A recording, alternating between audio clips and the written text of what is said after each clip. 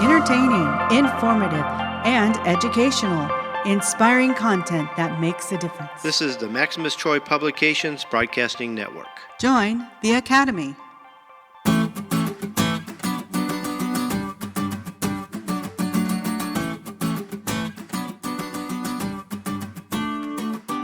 The Breeders' Academy proudly presents Bred to Perfection with Kenny Troiano, a show for serious breeders.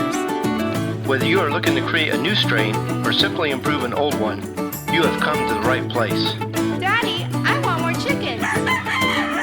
Oh, boy. Now, here's your host, Kenny Troiano. Well, hello everyone, and welcome back to another episode of Bred to Perfection.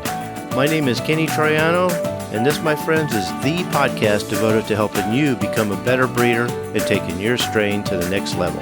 That's right, my friends. It doesn't matter if you are brand new to breeding or you've been breeding for many years. There is something all of us can do to improve our fowl for future generations. Science. When you need it and don't have it, you sing a different tune.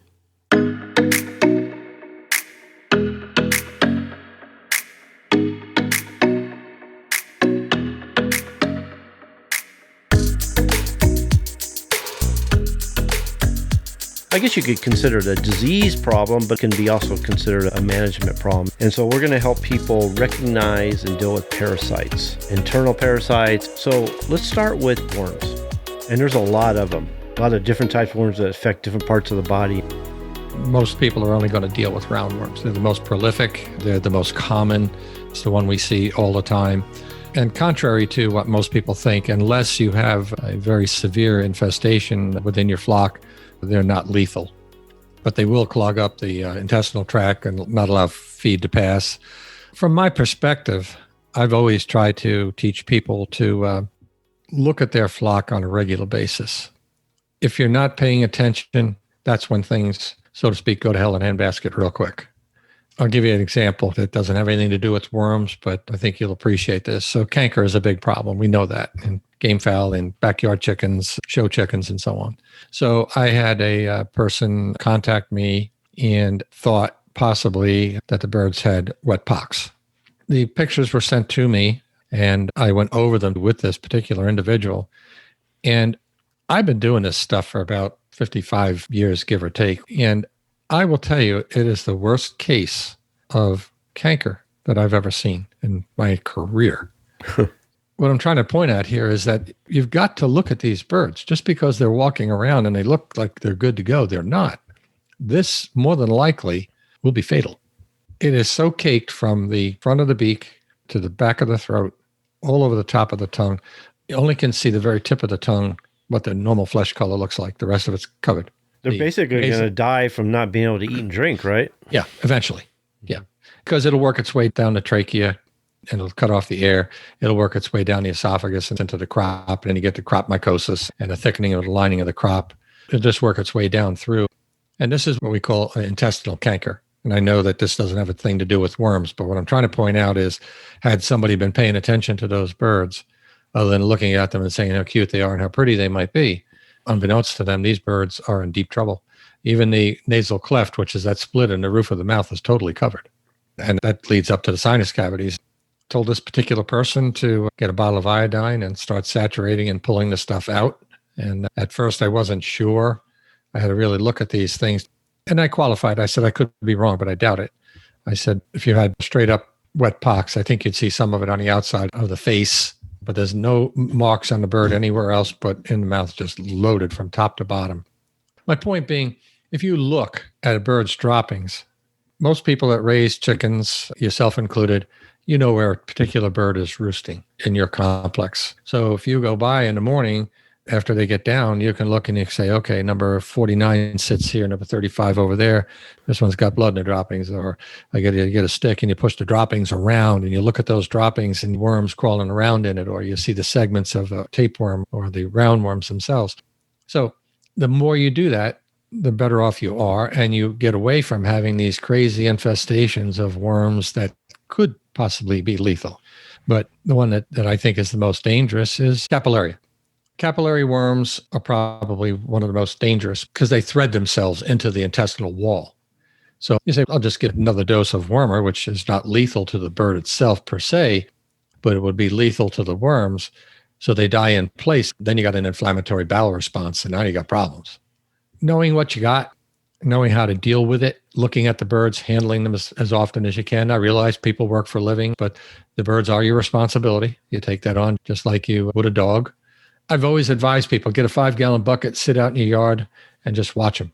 You'll pick out the ones that are peaked, something's going on that isn't right, because they're not like you and I. They don't phone in sick tomorrow. If their tail's dragging or they look funky today, they're dead tomorrow. Yeah, it's usually too late. It's usually too late. And they can hide a lot of sickness. They can. Yeah, because these birds that I looked at, they were hiding it. They didn't seem to have much trouble. A little heavy breathing. But other than that, it was ugly. And I was shocked when I looked at it. Yeah, I usually tell people, try to pick up your birds at least once a month. Because you could be surprised. They could look fine. They could look full. You pick them up and they're light as a feather. There's no meat under there. Yep. Mm-hmm. Yep. Breast meat falls away real quick. Yeah. It doesn't take long for that muscle to be gone. And I've had people loads and loads of times say the same thing to me. Gee, they look good, and I picked them up, and they don't weigh anything. Nope, lost all their body weight. So roundworms, easy to get rid of as a general rule. Most of your wormers that we have today are adaptations from other species. The piperazine, or what we used to call wazine being a trade name, and piperazine being the active ingredient, was the go-to wormer for roundworms. Very easy, drop some in the water, according to the label directions, depending on which strength you had. It used to come in a 17% and a 34%. Now it doesn't come in any percent because for whatever reason, the company was bought out. And I guess that market isn't worth it to them. But sometimes these things happen when companies buy other companies out. They take the things that they don't think are making as much money as they should and replace it with something that is. You can use fenbendazole, which is Safeguard being the trade name, fenbendazole being the active ingredient, valbazen, trade name, albendazole, the active ingredient, Synantic, oxfenbendazole. You could use that one. I don't even know if it's still on the market. Those are all either goat or cattle wormers, a combination thereof. Work very well, easy to administer. All of them can be administered pretty much with the same formulation, 1 cc of the wormer to 8 cc's of water, and then give a 2 cc shot down the throat. I like to do it twice. Let's say I did it today, come back in about 10 days or so and do it again. Right. And each time you do it, you wait 24 hours and take a look at the droppings. So basically, you want to kill the worms that are in there and then get the eggs as they hatch. We hope to anesthetize them. That's what we hope to do. And then the eggs will come out with it. But you don't really want to kill the worms in place. You really want to get them out and alive. And you'll see them in the droppings when it's done properly. They're easily seen. Now, your roundworms, they will look like spaghetti, or an opaquish white. And they can be almost any length, right around 1.5 inches up to several feet long. Just depends on the size of the bird, the size of the intestine. So a bantam's going to have a smaller worm generally than a big Jersey giant, even some of your other standard breeds, but very easily recognized. And again, it warrants looking at the droppings on a really almost daily basis. If you've got the time, if you're letting them out as they get down off the roost, get a little stick, move all the droppings around. Good way to look for coccidiosis at the same time and things of that nature. But again, they're easy to get rid of. The piperazine, I think you can find it. There are some formulations around for dogs. You'll just have to do the math to break it down. Contrary to popular demand with the piperazine, people misread the original labels, which they said was no egg withdrawal. No, that's not true. It says not to be used in birds in production, okay, or used for laying purposes. Most of the time, from my perspective, if you had an allergy to any of the compounds that are in it, most common one with humans being penicillin, if there was any of that in any of the eggs that you were eating or giving away to somebody, it could have an anaphylactic shock reaction or something like that. It could be fatal for some people. That's the rhyme and reason. You're not going to get cancer from it and all that kind of crap. You wouldn't be using it in the first place. So anyway, that's how those things are and what I think most people should do. And whether people do it or not, I can't say. We'll be right back after a word from our sponsor. This show was brought to you by the Breeders' Academy, where we will help you to increase your knowledge of breeding, advance your skills as a breeder, and help you to improve the quality and performance of your fowl. As a member, we'll provide you with the roadmap that you will need to create a true family or strain. I urge you to check it out. You've got nothing to lose and you can cancel at any time. You also have a 30-day money-back guarantee. Simply go to www.breedersacademy.com to sign up. The Breeders Academy will not only change the way you think about breeding, but improve the way you breed your fowl. I hope to see you there. So let's get started.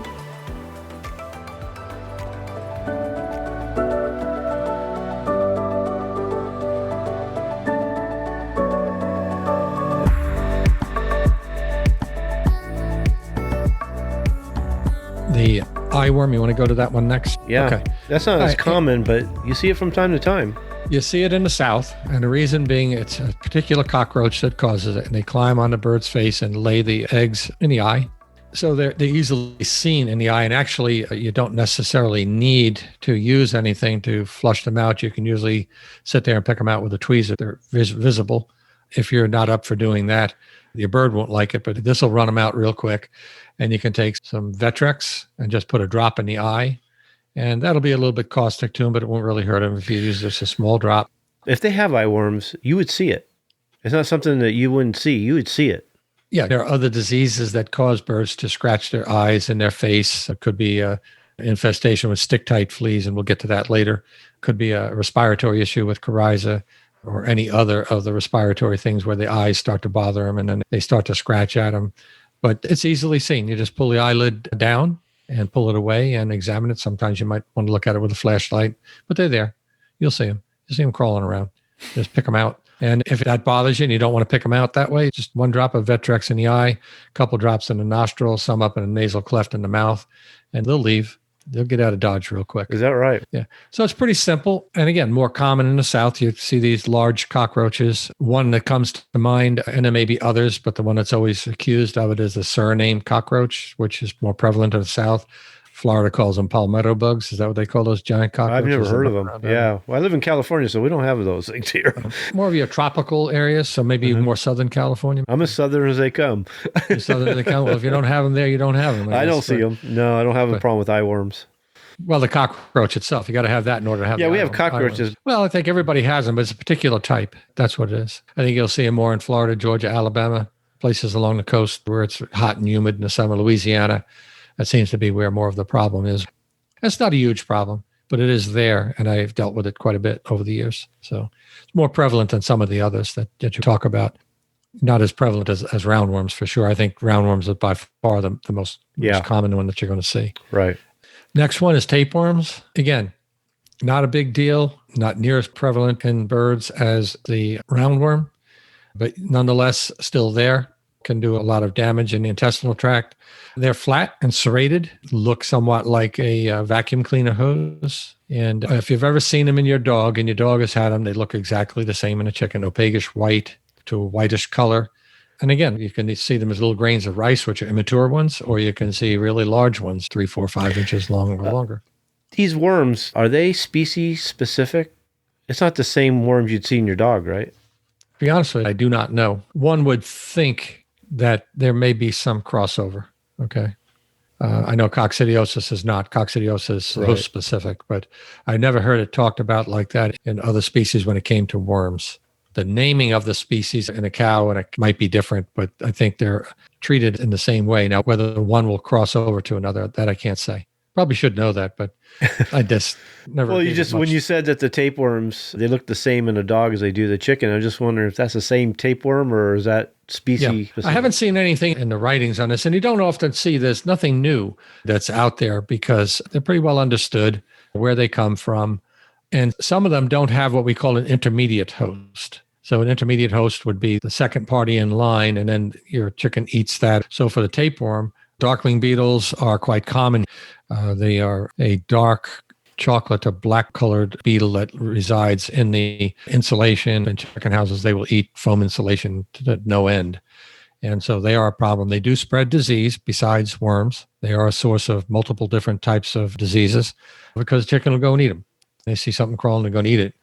And the theory that if they ate it, it's good for them does not hold water. Yeah. Okay. A lot of people don't realize that. Their excuse is, well, they eat them when they're free ranging. Why can't you go ahead and feed them to them? Yeah. So, You're going to free range, you have to deal with it. And in that respect, you have to expect it. If you're going to free range them, you can't stop them from eating whatever they want. you're talking about free ranging birds. When they pick up those things, they're not usually picking up a lot of them. They're picking up one or two here and there, and their body tends to handle it better, right? Probably to some degree. I don't know what the physical load would have to be.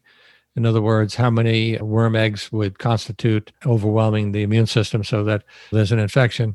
I would say that if your bird has a really good intact immune system, that'd probably be a lot better position to fight off something like that. If you've got the right gut health, the pH might not be good enough to sustain life of these worms, because those that are on oil of oregano do not complain about worms, don't complain about coccidiosis. And I've got more and more people buying it. I've got a guy today, I gave him a bottle to try, and he bought 5 bottles this time around.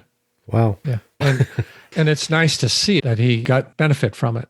And that's what I tell people. People say, well, how will I know? I said, you'll know. After a week of using it, you'll know. You'll see better looking birds, healthier looking birds, better looking droppings.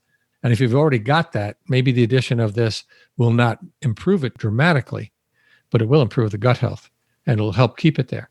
The one thing people don't realize is they don't use it on a regular basis. They want to wait because they want to conserve. They don't want to spend the money. And I'm not wealthy either, but I know certain things have to be done. And there are people who tell me all the time, well, you don't have to take that atorvastatin for your cholesterol level. I said, hey, I've been on almost 10 years. It's working for me. We'll leave it the hell alone. Don't change what works. Nope. Nope. And like I've said before, I'm blessed. I don't take very much medication at all. And a lot of people do that were in my position, but I'm blessed in that respect. So why change it up? It's working. Everything is under control. They got the best blood numbers that anybody could ask for. So, but other vectors that you could look at would be earthworms. So you're going to get them as well. The common housefly. Birds will eat flies religiously. If they're dead on the floor, they'll eat them. Or they'll catch them in the air. I've seen them do that. Yep. Oh, yeah. And ants as well, crawling around in the manure and picking up different things. But I definitely know the flies and the others that I've mentioned, the darkling beetles, earthworms.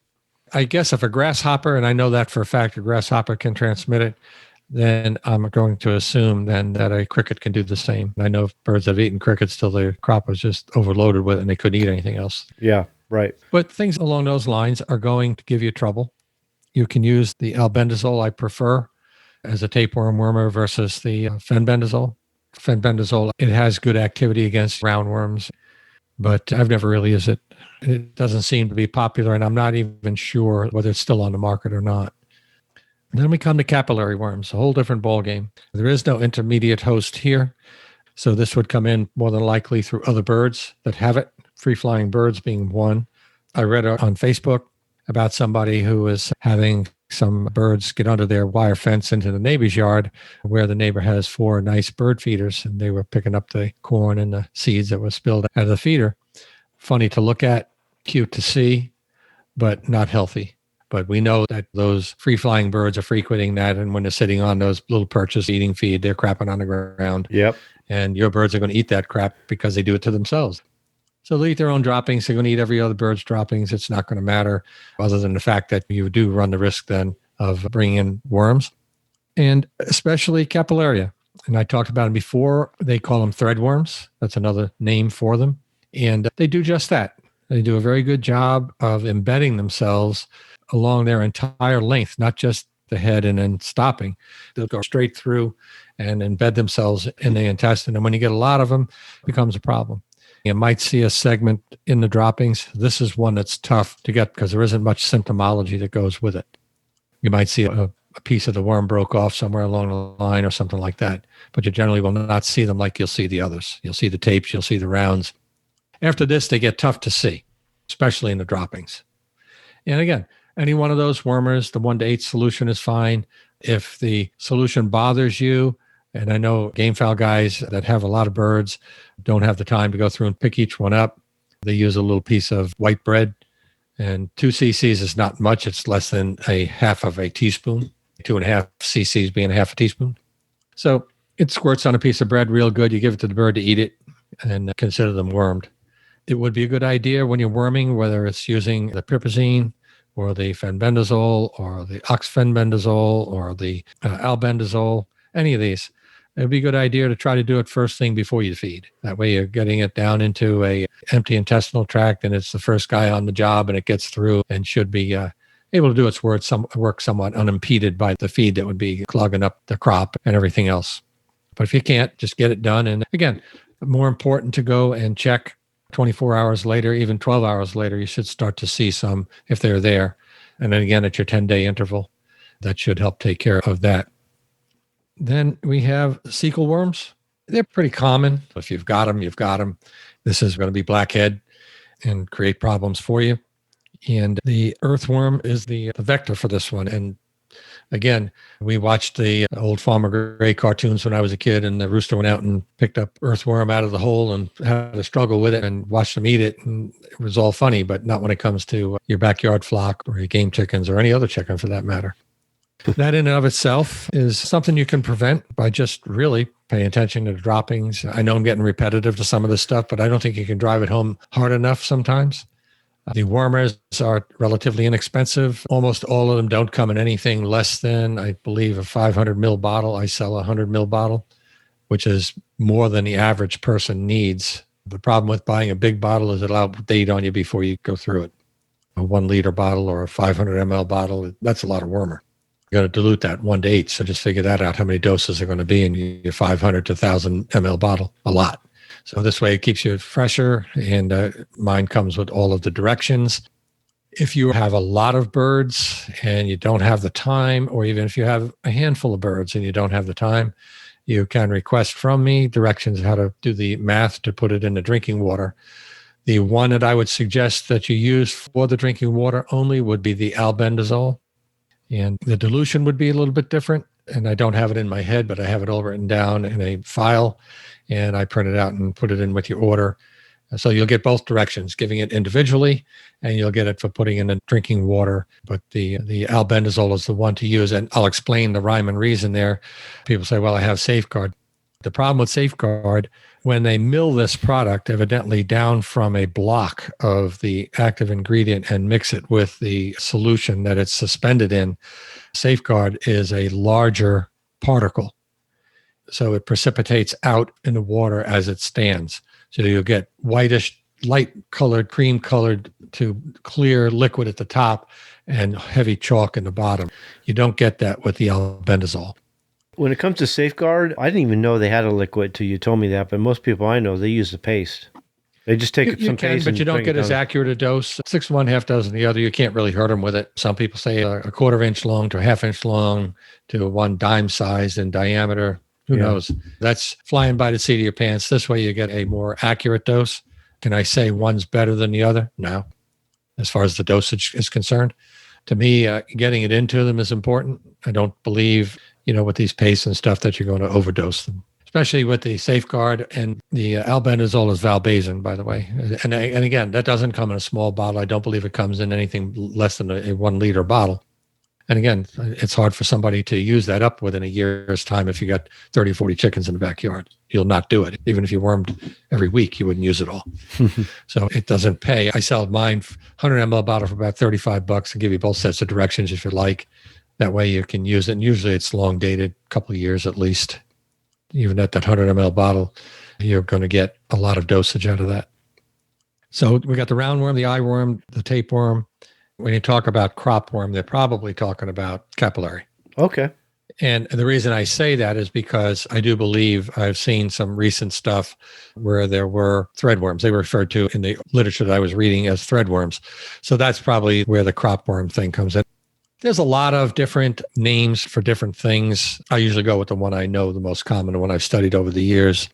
So that, in my opinion, would be what the cropworm would be. The gape worms, again, settle down in the bird's airway. They are difficult to get rid of. If you see them in the mouth, which is possible, they are thin. And when they're usually engorged with blood, they are reddish in color. That's the only one that I know of that birds get that you're going to see with that type of a condition. And most of the wormers generally take care of them. One of the other wormers that we didn't mention was the levosol. And the levosol can be used on gapes, and that goes into drinking water. And I buy it in large quantities in powder from the manufacturer, and then I break it down into smaller quantities put it in a bottle, give you the directions on how to use it. Once you mix it, comes in a 500 ml bottle, and you don't have to add the water, and you shouldn't until you get ready to use it, because once you add water to it, you got 90 days to use it. And that's up in the $40 range, and that'll do 32 gallons of water on average. And it is the proper dose. A lot of people will buy one of the pig wormers in a much larger package and then try to reason themselves into what a reasonable dose is. And lots of times it will do liver damage if you overdose it. It's a common product, but years ago it was taken off the market for a good while because it was used in the making of methamphetamine, from what I understand. It's also used as a cancer patients as well, much more refined than the product that they're putting into pigs and chickens. But at any rate, it used to be called Tramasol years ago. There's a whole bunch of different ones that are out there. Tramasol was the first one I was familiar with. And those are trade names, with levamisole as the active ingredient, or Levasol. So it's pretty simple, but you can look for gape worms. Every bird that gapes and opens its mouth doesn't necessarily have gape worms. Yeah, some people freak out because that's the first thing they see, and that's the telltale signs usually that you have it. But people need to realize that just because they open their mouth doesn't mean they automatically have gape worms. They're male and female, and you'll see them when they're copulating. They'll form a Y, but they are visible. That's one of the ones, like I said, they will be red in color. Getting into the wormers, because I use the valbazen, the albendazole, almost exclusively, there's no point in having 4 or 5 different wormers that all do the same thing. And I'll just run through these. I think I've mentioned most of them already, but the piperazine, basically looking at roundworms only, and then Levasol, roundworms and the capillary and the cecal worms. Then the albendazole pretty much gets them all: roundworms, capillary, cecal, and tapeworms. And the azole was called Synanthic, and that's spelled Synanthic, roundworms and capillary and cecal worms. And most of these will settle in the water lines. That's the problem with it. And this information that I'm giving you here, some of it I got from one of my friends that works for one of the poultry companies. There was a product called hygromycin. It was called hygromycin B, and it was a feed additive made by Elanco. And it was put in the feed and took care of most of this stuff for breeders.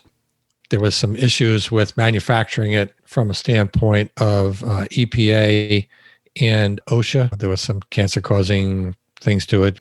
Had to be handled just right. So they started making it in China. And within the last 2 or 3 years, came back on the market. In the meantime, they were struggling, the commercial people, with wormers, because the wormer that was their ace in the hole took a hike. I was talking to this guy I know, and he said, well, we've done some stuff, and this is what works. And some came from my good friend, Dr. Batista, over at the lab, who has since left there and gone with one of the pharmaceutical companies. I don't know who's going to fill his shoes over there, because him and I had a real good relationship for quite a few years. Somebody that you could bounce something off of that you didn't quite understand yourself or hadn't seen before, and vice versa. He would do the same thing with me. So I got to get up with the company he's working with and see if I can get a hold of him. So those are some of the wormers that they can use. I don't think anybody's got to go off the deep end looking for something. I think you can get by with the valbazen product really well. It stays in solution. Now, Safeguard does make a new wormer for the commercial industry, but it's expensive. I was thinking about getting it and breaking it down for people because there are people that like it. I'm not going to invest $450 in a bottle. Yeah, it's crazy. But again, what they did was they took the product and they milled it with a smaller particle size so that it will stay in solution. And it doesn't really have an egg withdrawal on it either. Yeah, that's pretty much it, unless you have any other questions that you want to go. I got a few. It's all about prevention for a lot of people, which I agree. And I see this in the gamefowl industry. Most of them, they worm way too much. They think you have to have a worming program, which means to them, you have to worm them every month. Whether they're showing signs of having worms or not, they're worming them every month. And I've always been told that a small number of worms shows some beneficial elements as far as building some immunity to them. I wouldn't get upset if I saw a couple of worms in a bird's droppings. I'm not a fan of the constant worming, and I'll tell you why. This is how we got ourselves into trouble with antibiotics. Over the years, recommending antibiotics to people like I do, it's an educated guess. It's not just a willy-nilly halfway guess. I know by talking to people and extracting from them the information that I need to help me make some sort of decision, that 99.9% of the time, we can give a simple tetracycline and fix the problem. We don't necessarily need Baytril and all these other things that we probably shouldn't be using, but we've forced ourselves into that category. The pigeon people are great for it. We have resistance up the gazoo for canker because they do it whether you need to or not. And I get their perspective on it. But if you pick the bird up and you examine them and they don't have any lesions in their mouth, you can make a pretty decent assumption that for today, they're going to be okay. I get it with them because they milk feed the babies with crop milk. So if you've got canker, you can spread it to the babies real easy. But constantly treating for canker, constantly treating for respiratory diseases when there are none, they do that too. People who go to shows lots of times will put tetracycline in their drinking water. They think they're doing something and warding off a disease. And look, it's not helping. It's not helping. Yeah. It just isn't. From a standpoint, you're not curing anything, you're not warding off anything, but causing antibiotic resistance because you're not going to continue it for 15 days when you get home. You're not going to continue it for 10 days when you get home. You think you're on safe ground and you're going to stop.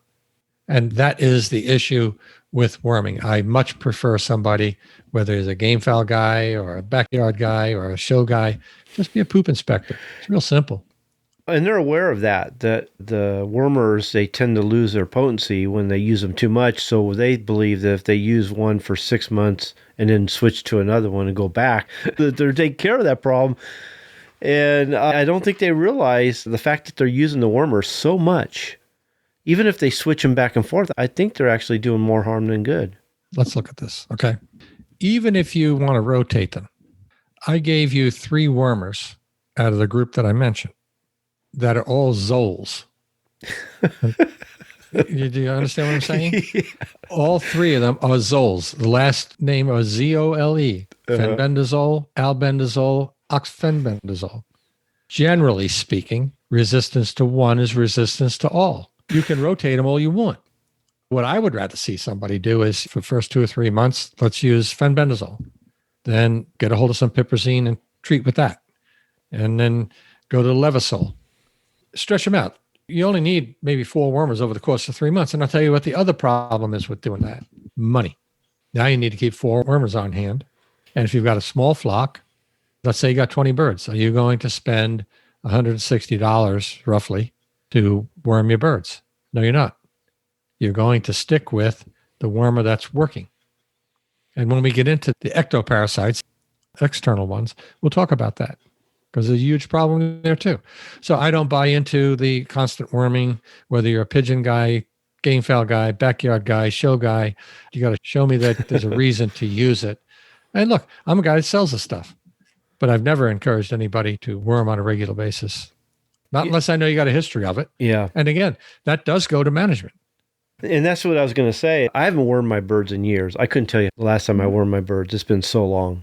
When I tell people that, they're amazed that I could pick up my bird and I never worm them and they feel really good. And I've always felt that way, that if you're using proper management, the chances are you're not going to have to worm them at all. If you're worming them, then you're probably doing something wrong when it comes to management and husbandry. Yep.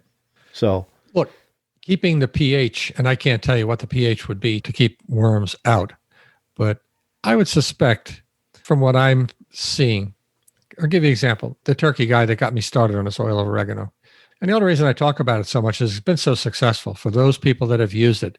I don't know of anybody that started on the product and stopped other than for monetary reasons or got rid of the flock. Now, obviously, not everybody's reported back to me, but sales are good enough on it.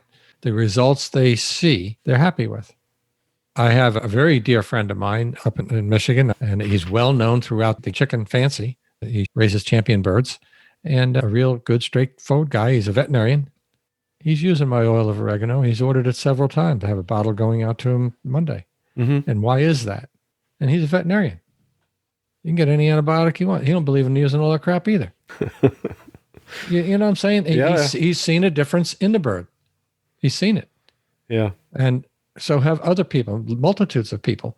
Those who have bought it and let it sit on the shelf and only use it when they got a problem are doing themselves a great disservice. That says a lot because I have a number of veterinarians on the Breeders' Academy. I think I got 5 or 6 of them now.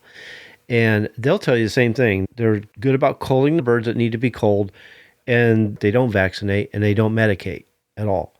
That tells you something right there. And these are veterinarians. It does. And again, it goes back to management style. We can talk about all these different things that people should do, but it goes to management and it goes to cost.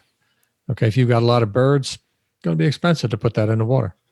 And don't think that they don't go the cheaper route. Even though they have a lot of birds, it's a monthly thing for them. They're still using the cheaper stuff. Yeah, and I know that. Like I said at the outset before we got to actually recording, I went through that just recently. If you want to come to me all the time for information, but you want to go buy your stuff elsewhere, maybe you ought to get your information over there too. Here I do it free because you asked me to. And we're friends and known each other really for a long time. And I'd rather see somebody be successful for me personally, that I know that I helped somebody achieve a goal. I don't want it up on a banner. If somebody wants to say something about it, that's fine, but I don't encourage it. The same way with my time in the service, and I'm humble about it and don't often talk about it. I hope everybody appreciates what you are doing for this show and the people who listen to it, because there is a lot of people that can go on Facebook and help some of these people that actually need the help, and they get either chased off or ridiculed or criticized to the point when they're not helping anybody anymore because of what's going on.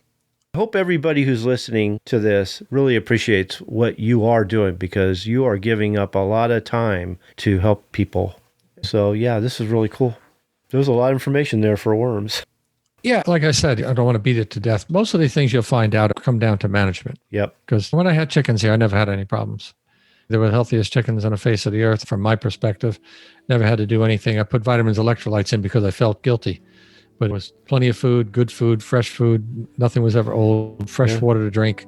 In the summertime, put the ice in the water and used the ice packs. I got access to a lot of ice packs, so freeze a bunch of ice packs, put them inside of a Ziploc bag, drop them in it, and they got cool water. I'll tell you, I'm getting a lot of calls and a lot of people are talking about it. I don't have this here, but like in the South, gnats. They're having a real problem with gnats. They're killing their chickens.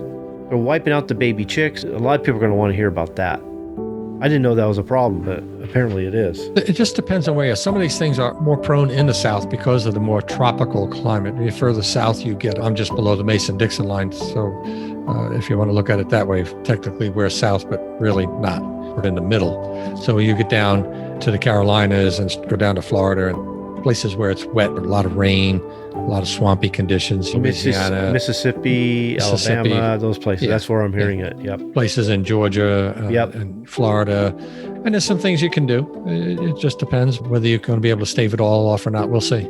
If you can come up with remedies for gnats, a lot of people are going to appreciate that one because they're having a real problem. So we'll plan for next week, same time, same channel, like you said. Yep, same back channel.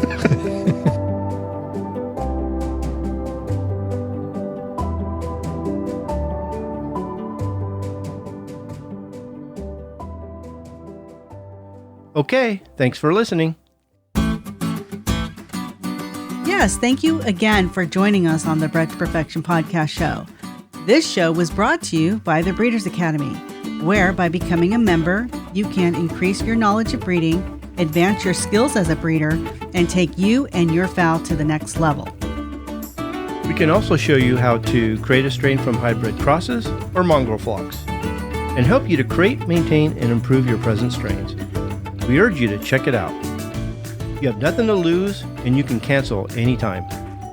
To join us at the Breeders Academy membership website, go to www.breedersacademy.com. Best of all, I'll be there to help you every step of the way. While you're checking out the Breeders Academy, make sure to sign up for our newsletter, The Breeders Bulletin. We provide a lot of free bonus materials and some great information that will take you and your fowl to the next level. Well, that's it for now. We hope you join us next time for another episode of Bred to Perfection. We'll see you later. Bye.